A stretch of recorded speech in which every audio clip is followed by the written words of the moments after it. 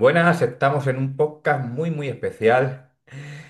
Rafa ya ha estado aquí, el doctor Cerezo ya ha estado aquí en el canal, pero hoy vamos a hacer un poquito más de chicha.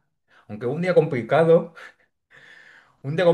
digo, han estado a otro endocrino, un día que tela. ¿Cómo estará muy contento de tu compañero? Muy buenas, Alex. Gracias por invitarme de nuevo a tu espacio, a tu casa. Ya, la verdad es que es una noticia. Es que empaña el culturismo y a la medicina a la vez. Pero bueno. Yo lo entrevisté en su día y conmigo bien y todo, pero que bueno, si se ha metido en cosas que no debía, es que hay límites que no hay que rebasar nunca. Y tú lo sabes mejor que nadie. A ti seguro que te han ofrecido 50.000 cosas para que hagas y tú has mantenido siempre tu ética profesional y moral para decir que no. Yo siempre lo digo, es un negocio pues que puede resultar muy suculento porque la gente pues te propone, te van ofreciendo cosas, negocios y claro, pues suena como a dinero fácil, pero yo siempre lo he pensado. Esto además, que es alejarse del fin de la medicina, porque si tú como médico tienes que velar por la salud de la población, si te empiezas a prestar a estas cuestiones, ya estás saliéndote de ese camino. Aparte de las ilegalidades y riesgos jurídicos o penales en los que puedas estar incurriendo, es sobre todo eso, la cuestión ética y filosófica que se desprende de todo. Entonces, a mí nunca me ha gustado por eso. Yo, si me tengo que aproximar como médico, como especialista en endocrinología, al deporte o al culturismo en concreto, siempre va a ser intentando paliar esos fenómenos patológicos que se pueden derivar del deporte, de la competición, del uso o abuso de farmacología y, en todo caso, si hubiera que pautar alguna TRT, siempre cuando sea estrictamente terapéutica, porque la persona ha tenido un abuso en el pasado y es necesario porque no hay otra salida.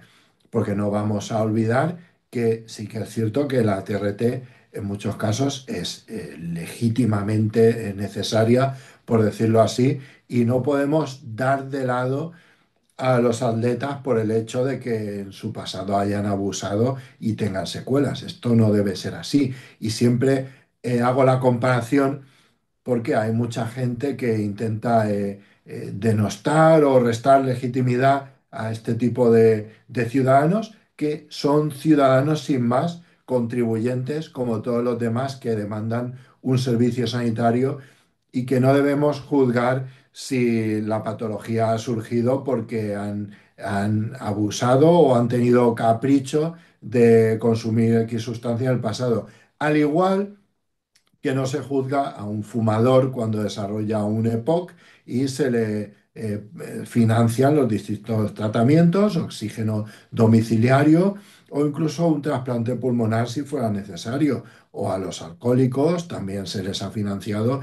Yo me acuerdo antes que tú ibas a un hospital y la mayoría de pacientes que habían ingresados eran consecuencias directas derivadas del abuso de tabaco o el alcohol. Y todo esto siempre se ha financiado, los ingresos hospitalarios y los distintos tratamientos, insisto, y nadie se ha quejado de esto. Entonces, también me parece injusto que a día de hoy otros ciudadanos se quejen de que este tipo de tratamientos estén financiados o soportados por el sistema público y pienso que tenemos todo el derecho.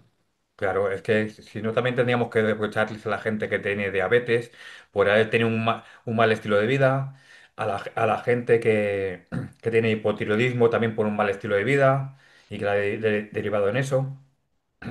Es que había mucha, o sea, toda la población siempre tiene fallos o malas costumbres que acaban a veces en patologías y a veces de por vida, de medicación de por vida que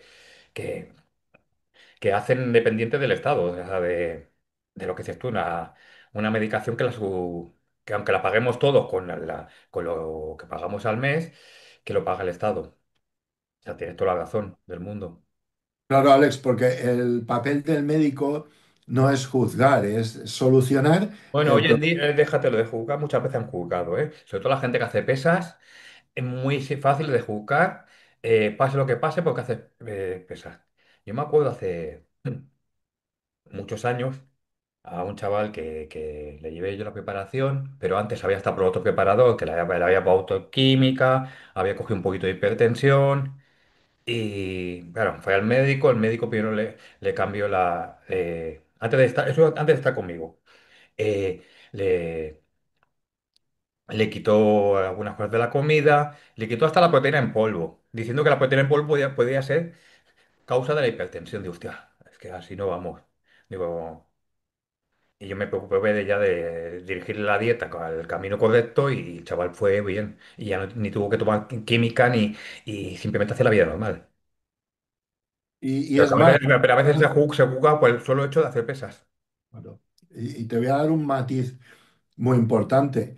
Yo últimamente me estoy preocupando mucho en dar esa formación a todo aquel que rota y se forma conmigo, a todo mi entorno hospitalario, porque creo que hay que intentar darle forma a algún tipo de protocolo en el cual intervenga también una unidad, como cualquier unidad de conductas adictivas, porque tú no puedes hacer como muchos médicos de cabecera han hecho normalmente, decirle a la persona de manera punitiva, no, pues usted se deja de pinchar y ya está.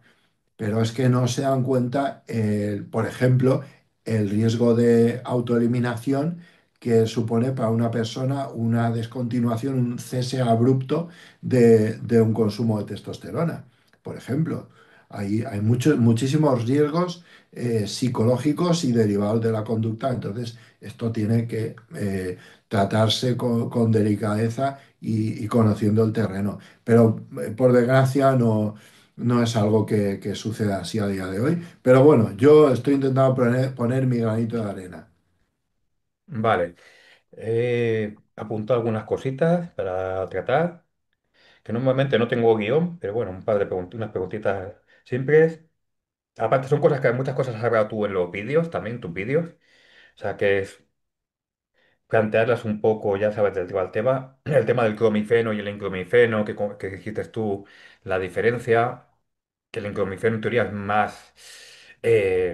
más directo, con menos efectos secundarios que el clomifeno para gente que no quiere usar testosterona, para recuperar los niveles endógenos, pero que lo malo es que el enclomifeno, que yo sepa, en España no hay.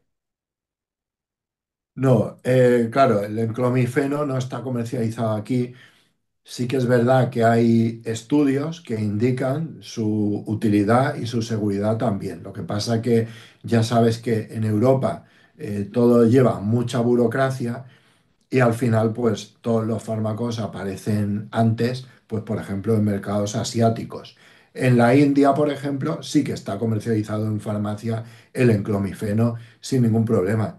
Entonces, yo, en mi opinión personal, si alguien tuviera indicación de consumirlo y está localizado o ubicado en un país donde tiene acceso, pues sí que se podría utilizar. No, no veo ningún inconveniente a día de hoy. Con eso estaríamos teniendo la ventaja de que el enclomifeno es una molécula que únicamente se comporta como antagonista estrogénico a nivel hipotalámico, que es lo que nos interesa, y eliminaríamos la parte del otro isómero del clomifeno, que es el zuclomifeno, que es la otra parte que, digamos, compone el citrato de clomifeno y que es el responsable de la mayoría de efectos adversos del citrato de clomifeno, como puede ser el tema de la visión borrosa, por ejemplo, que a veces es algo muy limitante. Ya.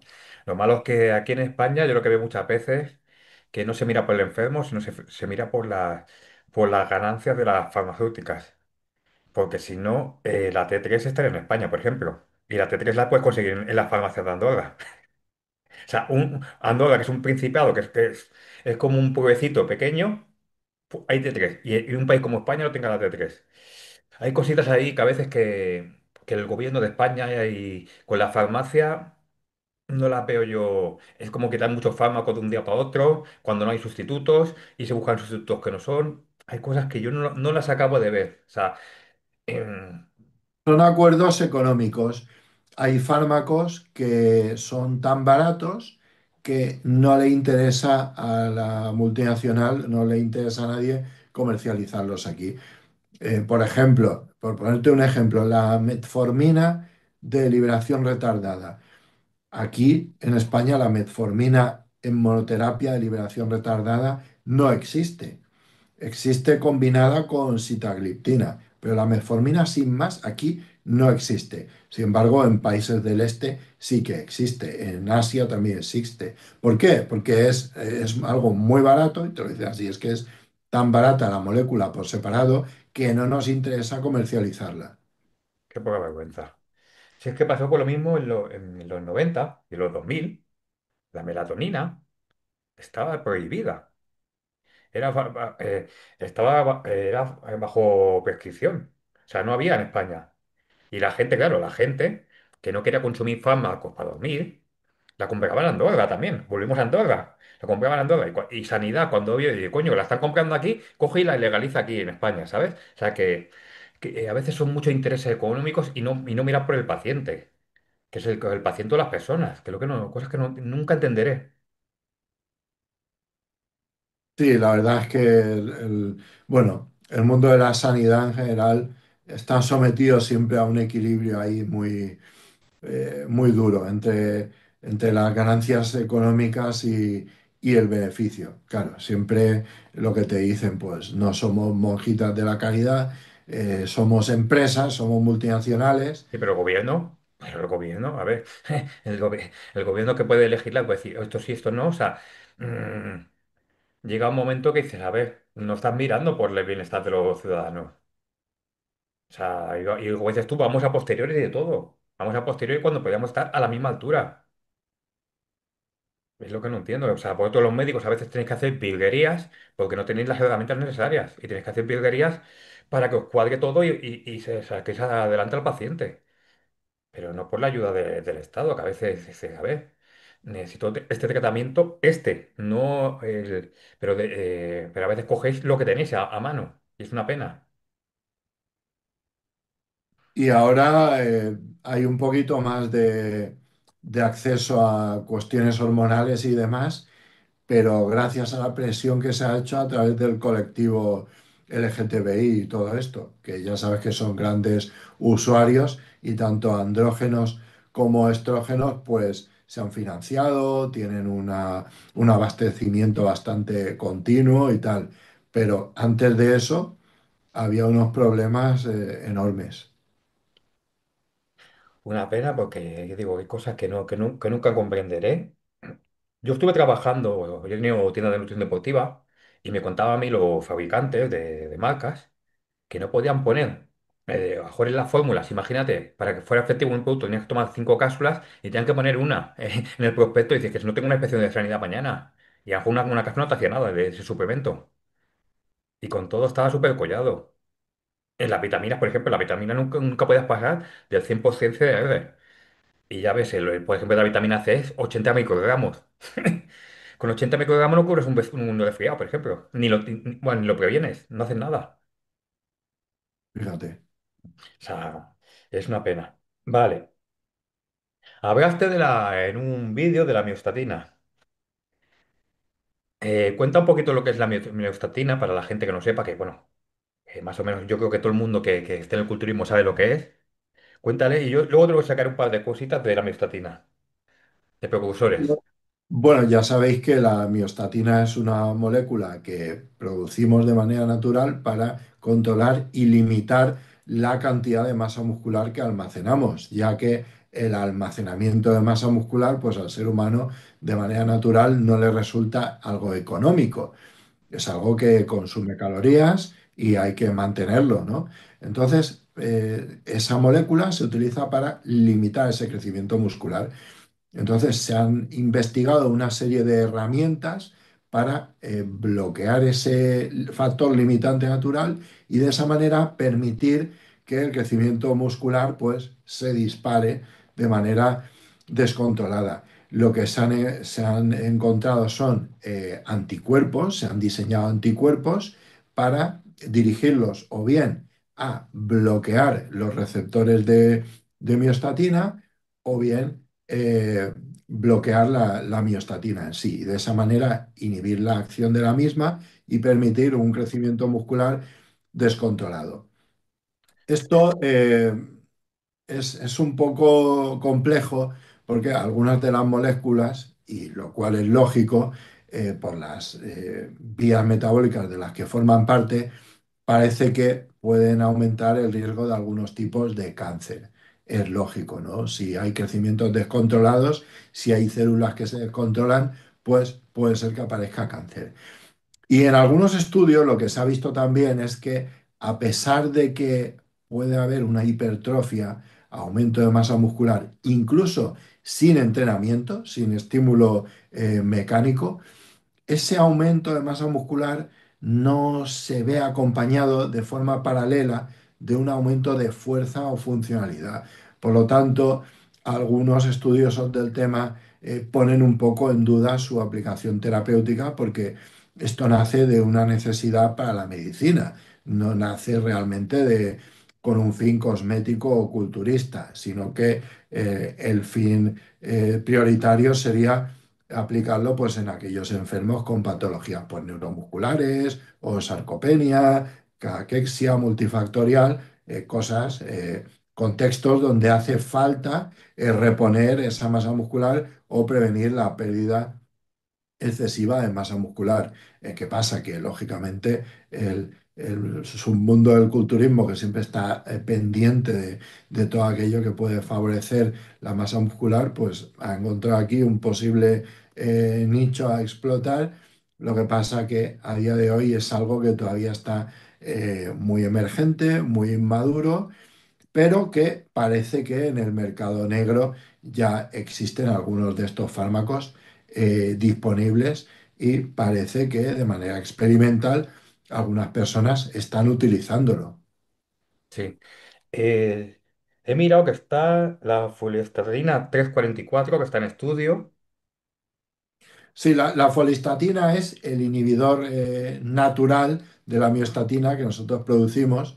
Es una molécula que existe, lo que pasa que, cuidado, aunque la veáis ofertada en páginas web y demás, no es folistatina. La folistatina real es realmente difícil de producir y sería muy cara. Todos estos péptidos que veis con tanta frecuencia en webs muy conocidas, no es folistatina, ojo. Vale, sí, pero he visto que la foliestatina 344 es la que estaba en estudios, para justamente lo que decías tú, para frenar la miostatina. Luego lo que acabas de decir, que hay precursores de la foliestatina en péptidos. Luego está el IK11, que es un SAR, aunque dicen que, por lo que he leído, que aunque suprime parcialmente, o sea, estimula parcialmente la foliestatina y suprime parcialmente la miostatina, muy poca cantidad, pero que también tiene muchos efectos secundarios. O sea, aparte que es como si fuera un esteroide oral y un antiandrógeno, algo así le estuve leyendo. Todos los SARMs en general es algo que Sí, yo pero la que el EK11 es distinto a los demás, por ejemplo, a los tarines y a los demás son distintos. O sea, que actúa de forma distinta y se publicita como inhibidor de la miostatina.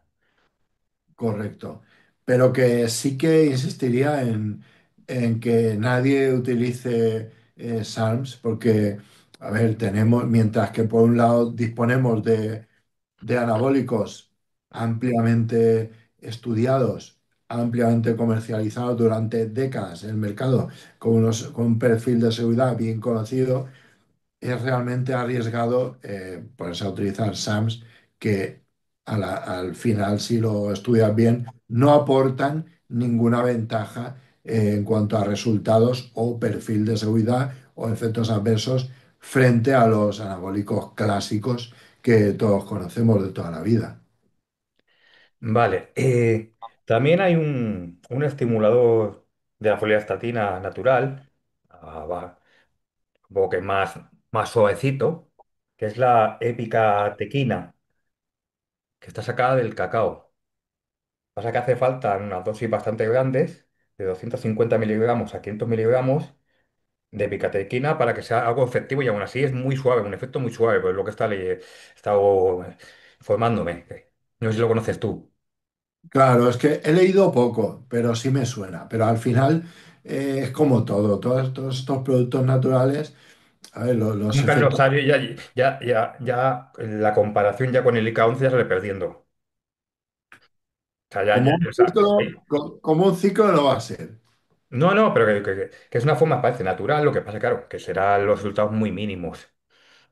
Pero sí que lo he leído que también es que estimula la foliastatina de forma natural, que ya no es un químico. Pasa que, claro, que las dosis también son bastante grandes, tiene que ser en suplementos, porque no le va a comer una tableta de chocolate del 90% al día. No es práctico. Y a ver qué haces con las calorías, ¿no? Para gestionar las calorías. Vale, a ver, más temas. Háblame un poquito de los disruptores endocrinos. Los disruptores endocrinos. A ver, este es un tema muy amplio y creo que ya a día de hoy nadie puede escapar a los disruptores endocrinos. Son moléculas con repercusión sobre nuestro equilibrio endocrinológico, habitualmente moléculas con cierta actividad estrogénica. Esto se empezó a reconocer de manera muy interesante con unos estudios que se realizaron en ciertos animales de hábitat acuático, pues peces, por ejemplo, en lugares, en ríos o lagos donde se recibían, se depositaban vertidos procedentes de ciertos procesos industriales. Y se vio cómo había un viraje de esos animales hacia el sexo femenino, lo que es las características de las gónadas y demás. Entonces, esas moléculas se ha visto que están muy presentes, como digo, en múltiples procesos industriales y hay muchos elementos de uso cotidiano que pueden, digamos, desprender este tipo de moléculas. Siempre se va a poner un poco en duda, porque, a ver, la industria de hoy es imposible frenar. Es imposible vivir aislado de todos estos disruptores, porque si tú ahora coges la botella de agua de plástico para Ya zumo, está, pero lo que he dicho esto. ahí lo tienes. Si te compras algo Todo. que va envuelto en un plástico, el plástico, este papel de plata este de toda la vida de la cocina, el transparente de envolver, el revestimiento interior de una lata de atún, en fin, a día de hoy es imposible escapar. Como no vivas de manera autosuficiente en una granja y te hagas todo, te cultives todo tú y alimentes los animales tú y todo tú, eso ya a día de hoy es imposible. Entonces, bueno, habría que intentar buscar un equilibrio, tanto de manera individual como por parte de la industria, autoridades sanitarias, para conseguir un equilibrio. No queda claro, y creo que no hay estudios al respecto, de cuánto es tolerable por el ser humano. eh, cuánta carga de este tipo puede tener efectos sobre la fertilidad en el ser humano, tema que está tan afectado en Occidente actualmente. Tendencia a obesidad, tendencia a otro tipo de trastornos metabólicos. No sé, es un tema muy, muy amplio, pero que a las autoridades pues no le gusta mucho hablar al respecto porque es más bien impopular. Yo recuerdo una vez que me preguntaron de un periódico y de una radio local, de que quería hacer un artículo de algo y, y redacté un tema que propuse sobre los disruptores endocrinos y su presencia en los vertidos por distintas industrias en el río Segura a su paso por la provincia de Alicante. Pues ese escrito nunca vio la luz. Joder. Impopulares, porque hay mucha economía detrás y bueno, Pues a nadie le interesa. Joder, vaya tela. Vale, te voy a hacer la pregunta esta que me, la consulta esta que me hicieron. Pregúntale al doctor si una persona que en su día usó anabolizantes y que a día de hoy y con la testosterona baja y no quiere usar testosterona, ni parches, ni provirón tampoco, se podría hacer una TBT con pequeñas dosis de HCG, como 250 unidades internacionales, 3 veces por semana, y en caso que se pueda conseguir en clomifeno, añadir 2 o 3 días en clomifeno a razón de 6,5 miligramos por día de administración. Si se le puede preguntar, claro, gracias. O sea, que no quiere tomar, tiene la testosterona baja y ve si puede tomar un TBT con HCG. Y en Te, te- clomifeno si lo consiguiera. te lo que quiero es una consulta gratis, ¿eh? A ver, A mí me la han preguntado, yo tengo aquí. a ver, el problema de considerar el HCG como una TRT es que es algo que no es del todo correcto.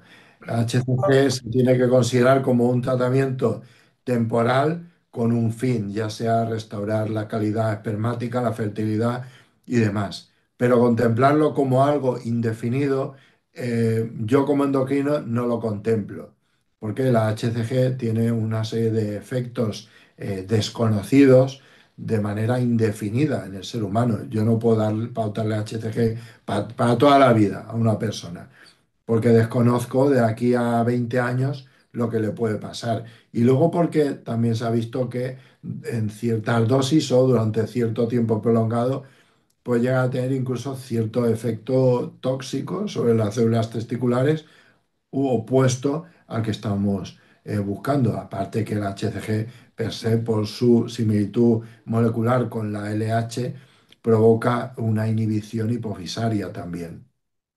Vale, o sea, que no se puede. El clomifeno sí que lo veo y tandas de HCG o HMG o ambas es lo que le pueden pautar si hay un deseo de fertilidad concreto. Vale, vale. O sea, que vaya al endocrino y que lo comente. Es que tú sabes esto que se ha puesto tan de moda hace unos meses, ¿no? De pautar TRTs, incluyendo HCG, prometiendo una Sí, pero preservación. no, ese viene de hace años, no viene de ahora, ¿eh? Y yo hace años ya lo estaba viendo. Claro, pero que últimamente se ha estado publicitando mucho por algunos personajes muy famosos, que no quiero decir nombres, y que luego se ha visto que no es así, que no, que esa promesa de preservación de fertilidad no ha ocurrido así. Nada, pero es que también se metía el HCG también en medio de los ciclos también, por lo mismo, para mantener un poquito de actividad testicular. Era la moda hace ya al menos 10 años ya. Que antes no se pasaba, se usaba solo la gente que se ciclaba, lo usaba por ciclo, pero ya hace 10 años o más ya se metía intraciclo. Sí, eso siempre se ha hecho. Pero Alex, vamos a diferenciar muy bien entre dos mundos. Un mundo es la utilidad terapéutica, ortodoxa, y otro mundo es El el dopaje, uso el dopaje, sí. deportivo, que en uso deportivo ya ahí ya es otro mundo. Vale, vamos a las preguntas que tengo yo apuntadas, que estas sí que son mías. Vale. Tú como médico endocrino, para aumentar la musculatura, ¿qué recomiendas aparte de lo obvio, de lo que ya sabemos todos? O sea, lo ¿Qué que sabemos todo recomiendo de aparte? entreno, nutrición y según qué suplementación. ¿Qué recomiendas tú como médico endocrino? Pero en plan suplementos Lo que o tú, lo que, lo que tú, lo farmacología que tú puedas, lo o que tú puedas aportar, que decir, mira, si tú quieres hilar realizar el rizo, puedes hacerlo así. Sí. O sea, estamos hablando de cosas naturales. Naturales, sea la alimentación, sea en suplementación, sea lo que tú veas como médico, que tú veas que dices, coño, esto se pasa por alto. yo en lo que más insistiría es en la gestión del estrés y el descanso óptimo y evitar los tóxicos, porque es algo, es un parámetro que de manera muy constante, sobre todo en los más jóvenes, me lo encuentro. me encuentro gente que pregunta, ostras, y si está todo bien a nivel hormonal, ¿por qué no, por qué estoy estancado? ¿Por qué estoy cansado? ¿Por qué no progreso? Y luego te pones a incidir en ciertos aspectos y al final sacas. O falta de gestión de estrés, problemas emocionales, descanso inadecuado. Luego, hábitos tóxicos que no son compatibles con el rendimiento o el progreso a nivel muscular o de fuerza, como pues consumir alcohol X días de la semana o los que fuman porros, que son cosas que para mí son muy obvias como médico, pero hay gente, sobre todo, insisto, los más jóvenes, que no piensan en ello. Ostras, es que estoy estancado, ¿qué tal? Pues, ostras, pero que fumas porros, no me digas. Pues, ostras, pues si fumas porros, ¿qué quieres? Y por poner un ejemplo, o si me voy de cañas tres días de la semana. Es que no lo podéis querer todo en esta vida. Si quieres progreso muscular y desarrollo muscular y aumento de fuerza, estas cosas no son compatibles durante un periodo determinado de tiempo. Pues así Hombre, que o sea, que tenéis que supongo que ir. serán por dos motivos, ¿no? Espérate, que te he cortado. Que sea por dos motivos. Uno porque es tóxico. Segundo, por el hígado. Que el hígado, si lo tienes muy estresado, no cumplirá con sus funciones con las proteínas y con lo demás, para que crear masa muscular o para quemar la grasa. Y tercero, porque algunos se, la aromatasa, o sea, que se convierten un poquito en estrógenos, algún tipo de alcohol y eso, algún tipo de droga, ¿no? Y luego, si eres un atleta natural y fumas porros, pues también te va a causar cierta supresión hipotalámica, reducción de gonadotropinas y de testosterona. Incluso hay personas que son naturales y tienen ginecomastia por fumar esto. Bueno, y los que beben cerveza ni te cuento. Los típicos de bar que están delgaditos, pero están con, con la barriga y a lo mejor están todos delgados, con barriguita y las tetitas. El típico que ha ido toda la vida al bar. Y eso, y como decía, mucho conseguir una correcta gestión de emociones, de malestar psicológico, de estrés, porque es más habitual de lo que os creéis, ya sea por presión de tema oposiciones, porque me ha dejado la novia, porque tengo disfunción eréctil, porque consumí tal cosa y no se me cura y no me funciona el pito, porque tengo facturas pendientes de pagar y no duermo bien y no descanso y van arrastrando, van arrastrando, van arrastrando y así no se puede progresar, aunque esté todo bien el panel hormonal o aceptablemente bien. Sí, porque entonces se creará mucho cortisol, ¿no? Sí, sí, y otra serie de vías moleculares que se ven afectadas en estos casos. Vale. Vamos a otra. Háblame un poquito de los adaptógenos, si puede, lo que tú veas que vaya bien, que no vaya bien, para este tipo de vida que llevamos hoy en día. Aparte, lo que has dicho tú, aparte hoy en día veo que también mucha gente se estresa por nada, que le da importancia a cosas muy mínimas. Que antiguamente la generación de nuestros padres le da importancia a las cosas importantes. Pero hoy en día ya sabes que la gente o se deprime por nada, se coge unos estreses que no, por cosas mínimas, que antes no, pues no pasaba. Ya cada vez hay más estrés y más todo, por el trabajo, por lo que sea. A ver un poquito los adaptógenos, cómo pueden ir en esos casos. A ver, es que mi respuesta no va a gustar mucho porque no voy a decir un nombre de una pastilla que te la vas a tomar y va a hacer el trabajo por ti. Para mí, el mejor adaptógeno es el trabajo diario que tú puedes hacer sobre tu conducta, tu disciplina. Para mí es muy importante. Y para mí, por ejemplo, el mejor adaptógeno que hay es el deporte de resistencia. Para mí, implementar sesiones de deporte de resistencia, que no es para nada incompatible con el culturismo a ciertos niveles, eh, obviamente, si eres una bestia de 140 kilos, pues el deporte de resistencia va a estar muy limitado, pero salvo ciertos niveles extremos, creo que el deporte de resistencia es necesario no solo por la cantidad de parámetros de salud que vamos a mantener a raya y funcionalidad que vamos a adquirir para no convertirnos en un saco de patatas, sino que a la par ese autocontrol que vamos a tener, esa disciplina que nos vamos a autoinducir, ese tiempo de encuentro con uno mismo para pensar, concentrarse, aguantar y hacer ese deporte de resistencia. Y si hay contacto con la naturaleza, mucho mejor.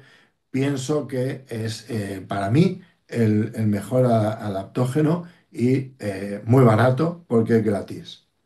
Bien, bien. Pasa que no todo el mundo tiene la montaña cerca. Y ahora aquí, por ejemplo, en Cataluña, con el tema de los jabalíes, tela marinera, que están cortando todo el acceso a la montaña. Ah, sí, estáis ahí ahora un Madre poco. mía, hay un montón de pueblos cortados. Es que claro, si el jabalí es que te viene a la ciudad, es que baja hasta la ciudad. O sea, yo me lo encontré a la esquina debajo de mi casa y, y venía del quinto coño. O sea, que era muy habitual ver a jabalíes. Lo que pasa, claro, a ver por qué ha sido y a ver lo que va a pasar. Fíjate, aquí es dificilísimo verlos. Hostia, pues ¿sabes dónde lo vi también? Fuera de Cataluña. En Marinador, en pleno Marinador, en la playa, paseando todo, pero un montón. Una pedazo de familia de jabalíes paseando como si fuera una familia normal. Hostia, qué risa me dio. Fue buenísimo. Alex, te quería preguntar tu experiencia personal con los adaptógenos, en qué ha consistido y, bueno, y con cuál de ellos, qué recomendarías al respecto. A ver, yo solo he usado, me parece que la ashwagandha, bueno, el ginseng, que cuando era más joven y eso, que el ginseng, el polen, todas las cosas que habían naturales en aquella época, y poco más. Pero bueno, que es una cosa más que unido al descanso, pienso yo. Al descanso y, como dices tú, a la relajación y al afrontar las cosas mejor. No deja de ser una herramienta que va en un conjunto de cosas, porque por sí solo, como has dicho tú muy bien, no te va a hacer nada. Pero bueno, que si lo bien usado con todo lo demás, sí que puede aportar. Y más para las personas con más edad, supongo. Más edad o con más actividad.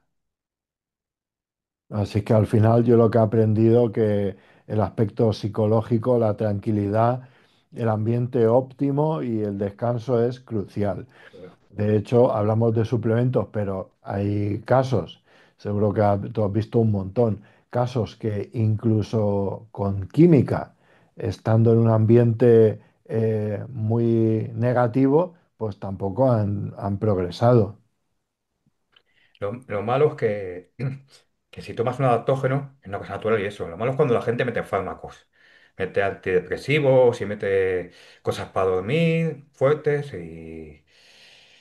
y se complica más la cosa. O sea, te la palían a medias, o sea, es un parche, como un parche, pero que a lo mejor te enganchas a otra cosa, a otras sustancias que no deberías, a otros medicamentos que no deberías. Que hay gente que ha pasado una mala racha y ya está medicada de por vida. Sí, correcto. Al final, para solucionar una cosa, creas un problema nuevo, entonces no es conveniente en lo absoluto. Sí que es verdad que es muy fácil caer en esa adicción, porque claro, hay fármacos. A mí, por ejemplo, me pautaron terapéuticamente cuando he estado con la ansiedad y el insomnio debido al diagnóstico de mi neoplasia y las tres operaciones y tal, pues a ver, es que no podía dormir, estaba muy ansioso. Entre medias de las tres operaciones, fatal. Y al final, pues sí que me pautaron una benzodiazepina y claro, decía, ostras, por eso la gente se hace adicta a esto tan fácil, porque eso, claro, yo me lo tomaba y el problema seguía existiendo, pero ya, pues como que dices, bueno, me da igual y te quedas dormido tan tranquilo. Pero claro, el problema no lo solucionas y si sigues con eso, te estás creando una nueva adicción y un nuevo problema. ¿Y cuánta gente hay? tomando esas cosas hoy en día. Bueno, hoy en día no toda la vida, porque a mí me pasó con mi madre. Mi madre estuvo, desde que lo conozco yo, a ver, mi madre le pasó muchas desgracias y desde que conozco yo, desde que pasó mi madre, toda la vida medicada para dormir, para la ansiedad y eso. Y no es normal. Una cosa es unas cosas temporales que te ha pasado una desgracia, te ha pasado lo que sea, y te acompañen una medicación, unas subidas, unas bajadas y un acompañamiento y otras cosas de por vida. Pero muchas veces he visto que se hacen mal las cosas, que no se acompañan bien a los pacientes, que yo creo que tú eres distinto en eso, que tú sabes, buscas más la causa, buscas el porqué, el tiempo determinado. Es muy, o sea, a ti te veo más cercano a la gente, pero muchas veces hay mucha frialdad. Es recetar, recetar, recetar y venga, me lo quito de encima. Sí, hay médicos que están muy quemados o médicos que realmente no les gusta o algunos incluso que están ahí porque de rebote pues tienen una necesidad de pagar facturas o lo que sea, pero no les gusta ese puesto de trabajo. Y eso es un error porque la medicina, si no te gusta, no la puedes hacer bien porque es algo que requiere mucha empatía y es un trabajo pues que requiere de mucho esfuerzo gratuito, por así decirlo, porque muchas veces ese esfuerzo extra o tiempo extra que vas a dedicar, pues no está pagado. Entonces, es algo que, a ver, a mí, por ejemplo, me gusta mucho porque yo cuando voy un lunes a trabajar voy pensando, ostras, ¿qué ganas tengo? Me apetece, o me resulta interesante, o quiero colaborar en tal cosa, o quiero ayudar a tal persona. Entonces es como si estuviera yendo a realizar una afición más de las mías. Y eso creo que ayuda un montón, pero claro, todo el mundo no puede ser así. Ya, eso es lo malo, pero que claro, con la salud de la gente es una cosa muy delicada, tiene que gustarte mucho, pienso. O sea, tiene que haber gente como tú, no gente que diga, uy, esto está bien pagado, o esto es un trabajo para toda la vida. Solamente tiene que ser algo que te nazca el ayudar a los demás, el servir a los demás, el darle salud, o al menos no eliminarla. El factor humano es muy importante en este oficio. Si nos olvidamos de eso y solo aplicamos la técnica, vamos mal. ¿Hay más preguntas por ahí, Alex? Sí, sí, sí, tengo. A ver, el tema de la microbiota, ¿cómo lo ves? El cuidarla y todo. Tú como A ver, endocrino, ¿cómo lo ves? el tema de la microbiota es fundamental. Sobre todo, a ver, en personas sanas no tiene por qué haber problemas. Pero sí que es verdad que cualquiera ha podido tener algún problema odontológico o una infección respiratoria y hemos tomado antibióticos y eso ha podido condicionar un deterioro, una alteración de la microbiota o viajes internacionales o lo que sea. Y sí que es verdad que la microbiota cada vez se está visualizando más el peso que tiene sobre muchísimos aspectos. Y no solo la microbiota intestinal, sino las poblaciones bacterianas en todas las partes de nuestro organismo que tenemos colonizadas por bacterias. Recuerdo por ahí incluso un estudio curioso, no recuerdo muy al detalle, pero sí que recuerdo el concepto que hablaban incluso del cepillado de dientes, ¿no? De lo importante que era el cepillado de dientes en culturistas, porque mantener a raya la población bacteriana de la cavidad oral es algo también fundamental para el desarrollo muscular y había algún estudio por ahí que apuntaba a que una higiene dental deficiente podía incluso afectar el desarrollo muscular por ciertas toxinas o componentes que pueden producir y liberar esas poblaciones bacterianas.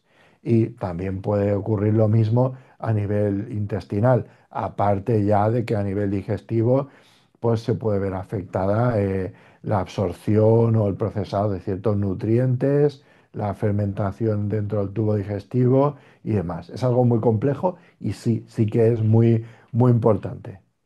Vale.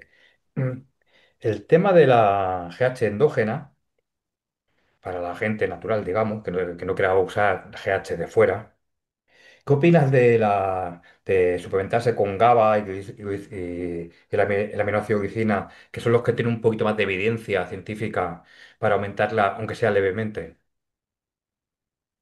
A ver, a nivel analítico, a nivel bioquímica, identificar en una analítica, yo sinceramente como endocrino, de la gente que me ha comentado, estoy tomando tal suplemento y vemos esta analítica, nunca he visto una elevación llamativa.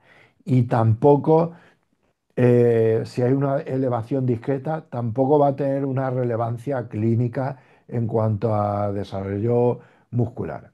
Al final, esas elevaciones tan llamativas que vemos en culturistas naturales son propiciadas con intervención farmacológica.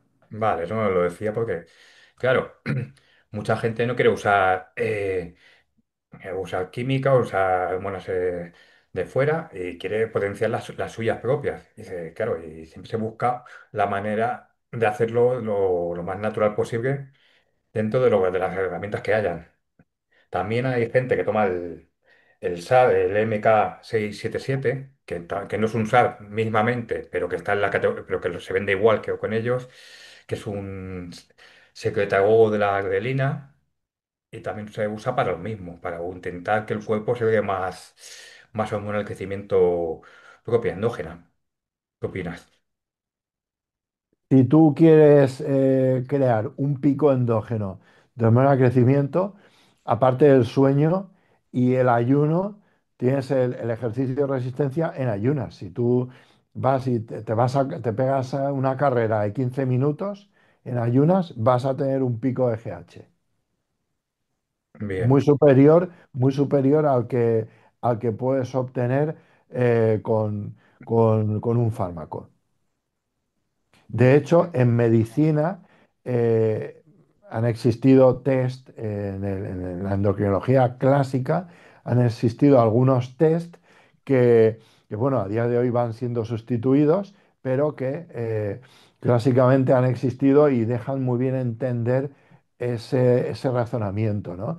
Existe el test de la hipoglucemia insulínica, es decir, provocarle al paciente una hipoglucemia utilizando insulina para de esa manera desencadenar un pico de hormona de crecimiento y valorar si la hipófisis del paciente produce suficiente hormona de crecimiento. ¿Qué deducimos de ahí de manera bien clara? Como el ayuno es un potente estímulo para hormona de crecimiento. ¿Qué se hacía para valorar si había un pico de hormona de crecimiento suficiente en niños y adolescentes? Pues yo me acuerdo de haberlo visto, que antes de hacerle la analítica se les sacaba ahí en el edificio de laboratorio y se ponía al chaval a subir corriendo las escaleras del edificio. Y después de haber subido corriendo durante varios minutos las escaleras del edificio, se sacaba sangre para ver el pico de GH. Joder, qué curioso, ¿eh? No había escuchado nada semejante. Muy, muy curioso. O sea, que iros a correr, a subir y bajar escaleras, como hacía, solo hacía el gran Paco Bautista. De allá, en Santa Coloma. Yo conozco, Claro. yo trabajaba cerca de donde lo hacía.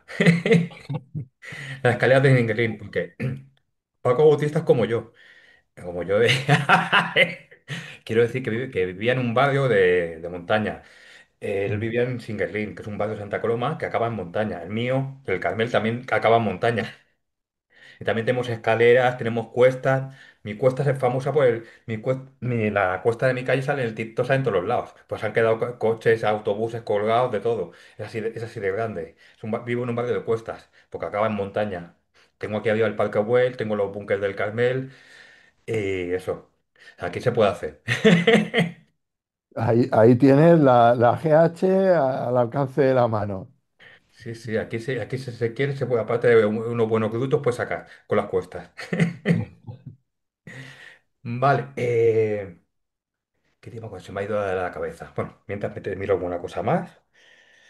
Mm, peligros del TDT, que tienes que yo lo comentaste en un vídeo, pero haz un resumen.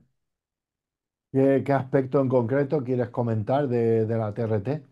Me dijiste dijiste en un vídeo que podía tocar un poquito los neurotransmisores y que también el hematocrito, que había algunas cosas que se puede disparar, salir un poquito de rango, o sea, que, que la TRT no llega a ser igual que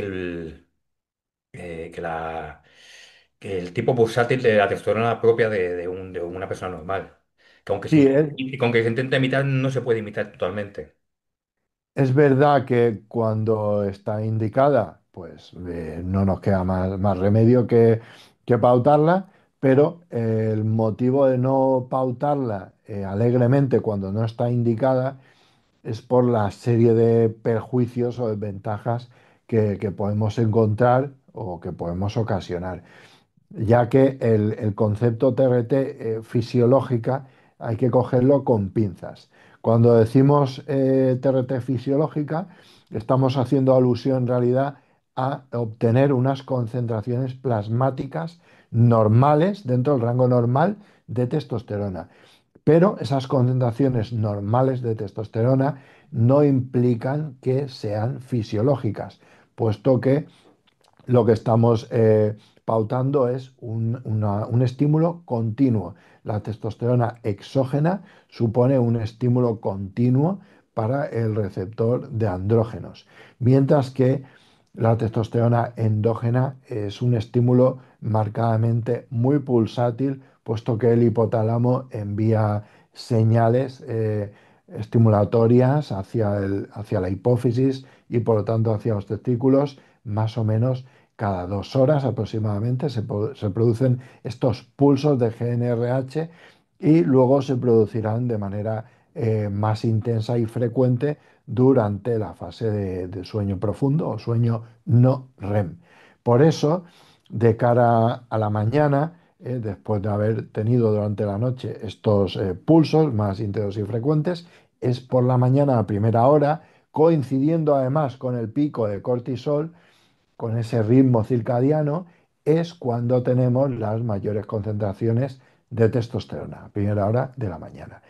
Por eso la TRT nunca va a ser fisiológica con las herramientas que tenemos a día de hoy, a pesar de que se haya reducido la vida media del compuesto, como pasa con las aplicaciones de testosterona en gel o crema. Luego el tema de la inhibición del sistema mesolímbico, de los receptores D2 activados por dopamina. Hay una serie de circuitos dopaminérgicos que se ven afectados porque se pierde ese control hipotalámico que por medio de la hormona GNRH se lleva a cabo. Entonces, ese circuito está muy implicado en la esfera sexual y la afectación del mismo puede acarrear una reducción de líbido, una disfunción eréctil, que además son de difícil tratamiento y por eso muchas veces el común denominador de estos pacientes posibles candidatos a TRT es que aquejan estos síntomas de baja líbido, disfunción eréctil, y no se resuelven al aplicar la TRT, porque como habéis comprendido hay una inhibición de ese eje precisamente por la testosterona exógena, y añadir más testosterona exógena no lo va a solucionar. Si no hay más remedio y la persona es irrecuperable porque el eje está muy deprimido, porque la persona tiene ya una edad y demás, pues no hay más remedio que pautarla. Pero en personas que son relativamente jóvenes o que se intuye un atisbo de posibilidad de recuperación, siempre lo más preferible es abogar por un proceso de desintoxicación, como lo llamo yo, atendiendo a la mejora de todas las esferas vitales de esa persona para conseguir que recupere su vida sexual. Vale, pero has dicho que puede afectar la dopamina. La dopamina es muy importante también para cómo afrontas el día o la jornada. Y tomar suplementos que puedan estimular la dopamina, como son la L-tirosina o lo que es la mucuna pruriens, que lleva L-dopa, el aminoácido. ¿Podía ayudar a ese TBT? Yo por los estudios que he visto y que yo conozco, no he visto ninguna estrategia, ni siquiera farmacológica. No hay tampoco ningún fármaco eh, del ámbito de la psiquiatría ni de la neurología que sea útil en este contexto. Por lo tanto, suplementos tampoco. No, no es un contexto donde los médicos nos encontramos totalmente desarmados. Pero siempre, siempre, siempre o en algunos casos. En la mayoría de los casos, pero ya digo, desarmados en cuanto a herramientas terapéuticas farmacológicas.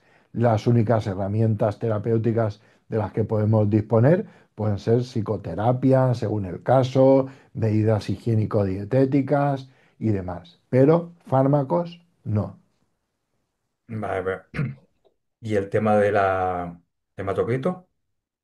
El tema del hematocrito responde al mismo problema. La pregunta, que es una situación muy frecuente, ¿por qué si mi TRT está verificada con analíticas, que veo que mi testosterona está en rango normal, ¿por qué tengo elevación del hematocrito? Por el mismo motivo, porque es un estímulo continuo que nuestros receptores androgénicos, pues en el riñón, lo detectan como un estímulo aberrante y producen un exceso de EPO, de eritropoyetina, que a su vez va a estimular la proliferación de eritrocitos. También lo mismo en los receptores de andrógenos que existen en la médula ósea, donde están las células, los eritroblastos, que son las células precursoras de hematíes, de glóbulos rojos, también sufrirán un estímulo aberrante, excesivo, y todo eso conducirá a un aumento del hematocrito. Y Hay no, veces que ese aumento de hematocrito dificulta mucho. Yo tengo algún paciente que ha tenido que estar cierto tiempo haciéndose sangrías. Alguno, a ver, sí que es verdad que hay alguno que lo manda a esa hematología y le van haciendo sangrías. Si tiene posibilidad de que su hipófisis funcione, a lo mejor se la quito y le cambio por citrato de clomifeno si lo tolera y lo podemos mantener así. Pero hay casos que incluso con pacientes controlados por nosotros tienen ese problema de la eritrocitosis. y no hay ninguna manera de contrarrestarlo.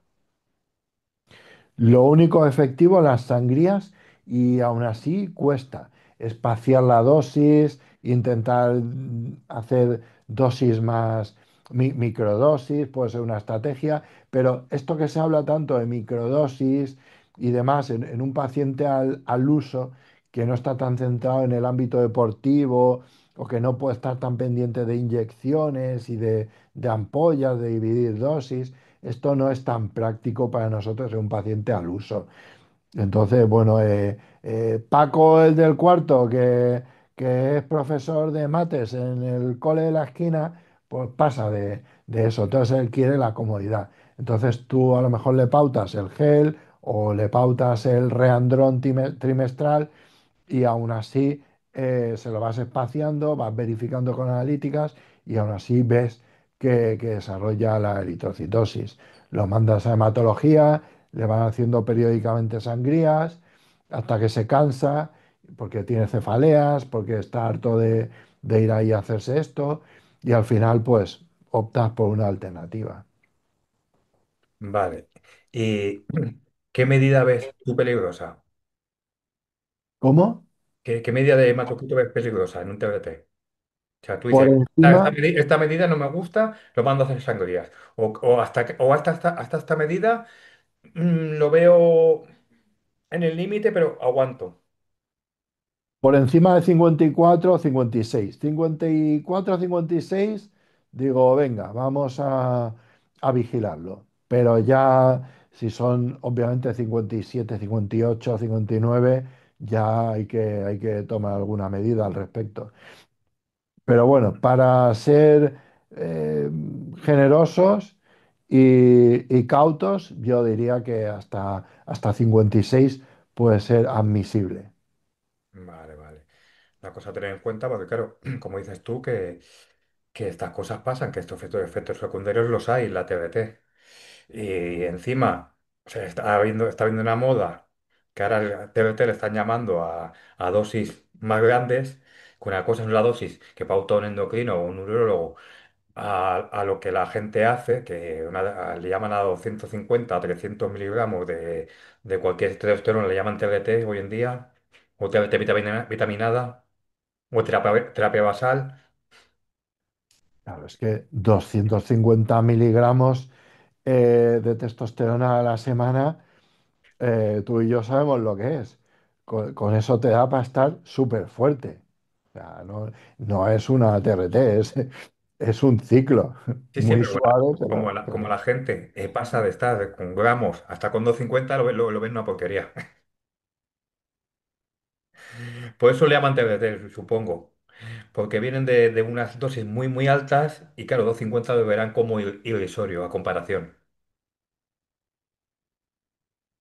pues ya te digo, claro, claro, sí, pero si hoy en día se habla de ciclos en principiantes empezando por 500 de texto, ¿no? Lo que el dilema este que en los últimos tiempos se ha puesto tan de moda, ¿no? 500. Y la típica frase, bueno, ya que te vas a joder el eje y ya que tal, pues hazlo bien y mete más y tal. Y a menores, y a menores. A menores o gente con 18 o 19 años, con toda, que tiene la testosterona a tope propia. Cosa que nunca entenderé. Ese tipo de preparadores son para matarlos. Porque tú, un chaval que tiene la testosterona por las nubes, lo que tienes que hacer es darle una buena alimentación y un buen entreno. Y ya el suelo va, aparte, nunca va a tener en la vida esos niveles que va a tener en esos años. O sea, puede aprovechar para ganar una masa muscular que nunca más en la vida va a ganar así naturalmente. Es que fíjate cómo ha cambiado la cosa, ¿eh? Que la gente se cree que no es verdad, pero yo me acuerdo de escuchar conversaciones y ver preparaciones y tal en el entorno hace muchos años y la gente decía, los preparadores decían 250 miligramos de Sustanón cada 14 días. Y a lo mejor 50 miligramos de Caudurabolín cada 5 o 7 días. O sea, eran dosis eh, muy inferiores. Estamos hablando de 250 miligramos de testosterona cada 14 días. Y eso podía componer un ciclo de un principiante. Aparte el decaurabolín de 50 de farmacia, una ampolla semanal. Y ahora la gente, si no son 200 o 400 no meten nada. Que es increíble cómo ha cambiado. ¿Y qué opinas tú de lo que había antes en farmacia, que la gente comprara en farmacia, a hoy en día, que lo compran todo fuera? Eh, ¿Tú lo ves muy negativo? A ver, voy a intentar dar una opinión Personal, me- no tuya mez- personal. mezclando mi opinión personal con mis conocimientos y los aspectos derivados de mi profesión. Yo he vivido esa época y si bien podemos decir que es negativo tener acceso a fármacos de manera sencilla, pero a la postre era mejor. ¿Por qué? Porque resulta que a día de hoy pues, es mucho más sencillo, porque lo piden por internet con 16 años, o con 15 o con 13 he visto algún caso, y les llega a casa como si fuera un envío Amazon. Antes, por lo menos, si tú ibas a la farmacia, si a ti te veían que eras un chiquillo, no te iban a vender eso. Y Eso para aparte, empezar. y aparte lo que has dicho tú, de Carobalín es de edad de 50. A ver si lo Claro. compran fuera, mínimo de 200. Mínimo. Y, si no se, co- y a veces se compran viales de esos de 10 centímetros cúbicos y se venden varios centímetros cúbicos. O sea que antes, de una manera u otra, era más medido.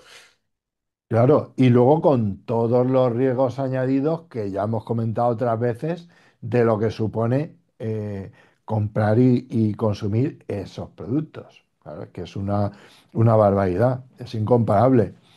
Yo, vamos, lo recuerdo con cariño, ¿no? Esas rutas de las farmacias, ¿no? Que decíamos, me voy de ruta de farmacia y te ibas con un colega, te recorrías 4 pueblecillos, eh, encargabas las cajas, te comías un almuerzo por ahí, volvías y recogías los pedidos.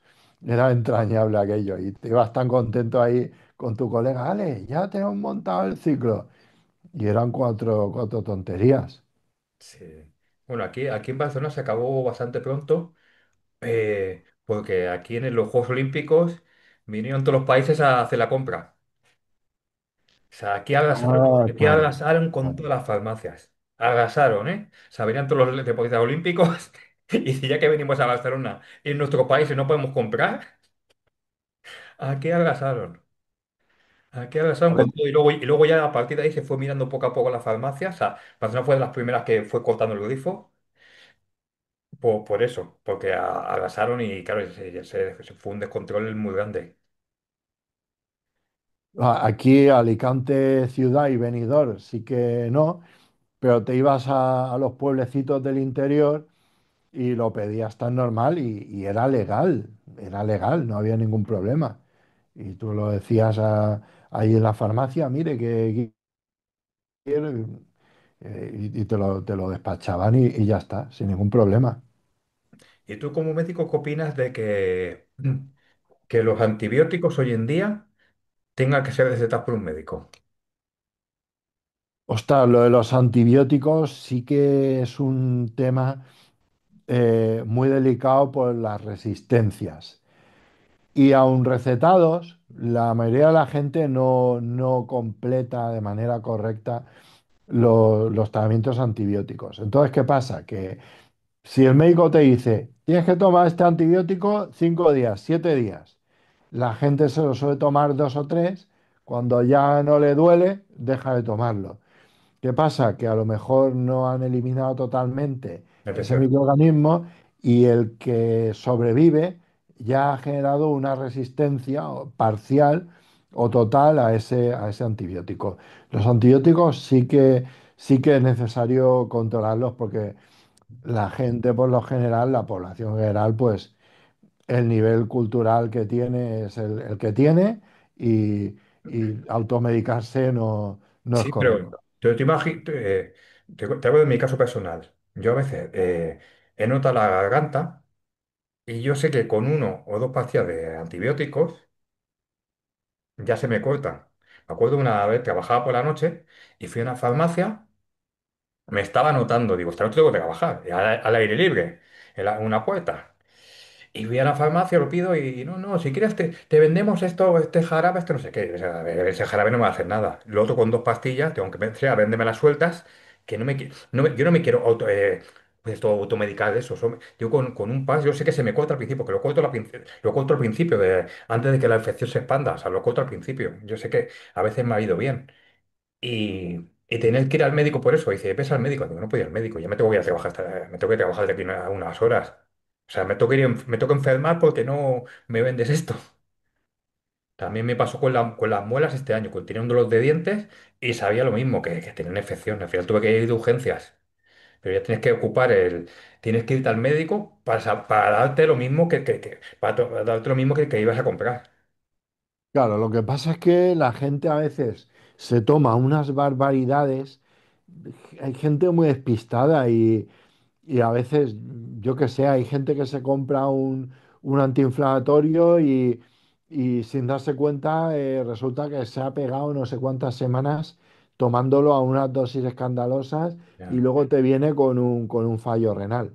Hay despistes y casos así de que no es hecho a mala fe, pero con los medicamentos a veces. Sí, pero yo pienso Mm. que si se podían vender o que sea microdosis o algunas cosas que es que a veces cargamos el médico cuando no tenemos que cargarlo, porque si la farmacia te van a dar eso que tú ibas a comprar, ir al médico es lo mismo, ¿sabes? Claro, sí, a ver, si al final el resultado Es final que te van a dar lo mismo, tú ya sabes lo que te van a dar en el médico. va a ser parecido, porque vas a ir además, vas a ir a tu médico de cabecera, con el cual a lo mejor tienes confianza, O de urgencias, como o, lo que yo. Tuve que ir de urgencias de madrugada, estaba con el loco de madrugada y tener que ir de urgencias a las 3 de la mañana a un sitio y a la otra punta, a buscar el sitio que esté. Esperar ahí. y vas ahí, mire, que me duele la garganta, que quiero una aumentine. Y a lo mejor el tío que hay ahí, para no escucharte más, te dice, venga, sí, vale, le resulta más rentable y más fácil pautarte el aumentine que explicarte lo de las resistencias y tal, ¿sabes? No. Y al final tú te vas a tomar dos y cuando te encuentres mejor lo vas a dejar. A ver, con lo de los dientes sí que me lo tuve que tomar una semana, pero cuando me pasa algunas cosas de la garganta, que sé que lo noto, o sea, que notas, notas al principio y dices, esto, si no lo corto ya, va para adelante. Y no me quiero enfermar. Y dices, claro, para el médico, si puedes ir bien, pero es que encima estás ocupando médicos, estás ocupando, que luego decimos que están saturados los médicos, que a veces los saturamos por cosas que se pueden evitar. Porque ahora hay una saturación de todos los médicos, o sea, que no, que si ahora con lo de la gripe no, ni te cuento. Sí, los servicios de urgencia siempre. A ver, yo me acuerdo, yo he hecho guardias en puerta de urgencias y a veces es indignante porque, vamos, hay gente joven que te viene porque, yo qué sé, un tío de 27 años porque me duele la garganta y tengo un poco de fiebre. Ostras, a ver, que tienes 27 años, que mira, ahí enfrente, aquí además, aquí en Alicante está enfrente, de urgencias hospitalarias tienes el punto de atención continuada.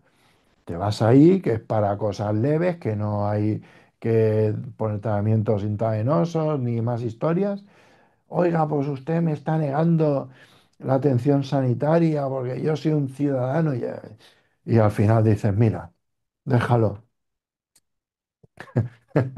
Vaya tela. Vale, ya acabamos. Si quieres dar algún consejo más para la gente como médico, para que no jueguen con la salud y puedan seguir aumentando la musculatura, su salud, su vitalidad, todo, o sea, algún consejo más. Quedan 4 minutos. Tú mismo. Que se preocupen en contratar gente válida que sabe enseñarles cómo entrenar bien. Entrenar bien es fundamental y mucha gente pues no da con ello y hay gente muy válida que te puede preparar en esta disciplina y luego también el tema dieta, que es, vamos, crucial. Entonces, esos dos pilares tan fundamentales que muchas veces se dan por hecho y lo veo mucho en gran cantidad de gente joven que se lanzan de cabeza a la química sin haberle dado importancia primero a estos aspectos como es la dieta, el saber comer y el saber entrenar. Y eso, si sois observadores, lo veis a diario en los gimnasios.